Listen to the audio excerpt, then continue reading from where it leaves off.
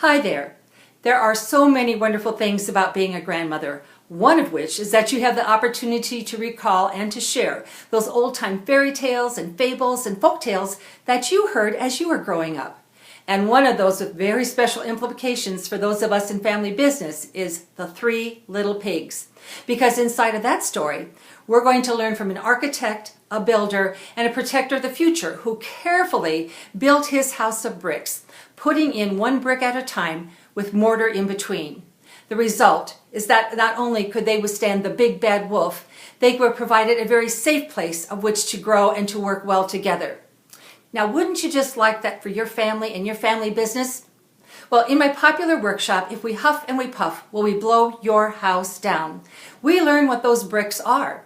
So for example, you're going to learn that one brick must be a prerequisite before you invite a family member into the business. And then we better have a code of conduct because believe me, not everybody has the same standards. And how are you going to deal with conflict at the small level so we don't have big explosions later on? It is so important for us to communicate well and to learn how to have evaluation conversations, not confrontations. Then we'll have to have more detail work. We're going to need to have a business overview, which is used so many ways in a family business, a managing people chart, and then the prerequisites before you transition assets to the next generation. Now, all of these bricks will help you build the business worthy of transitioning and make sure that you have goodwill, that you want to continue to work well together. Now, we've got to put in that mortar, and that's going to require some legal and financial work as well.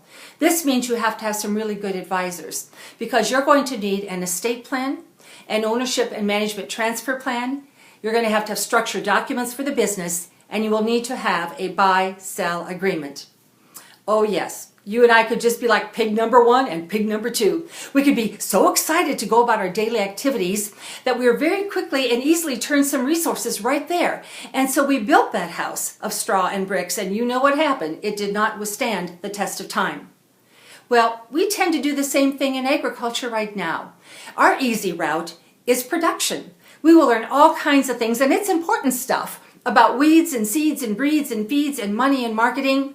Yet it is that intentional work on the human side of the business, the leadership, the management, and the ownership side of the business that will help you withstand the big bad wolves of family business. So as this year ends, let's not be overwhelmed with all the bricks we got to put in place, but would you please start with just one? And do that brick well, get it finished, and feel the sense of accomplishment of how good it felt to have it done. And you know what you'll say? Gosh, that wasn't so bad. What do we do next? So my hope for you at this wonderful time of year, we close this year and we begin the next, is that you have a wonderful construction season for your family and your family business.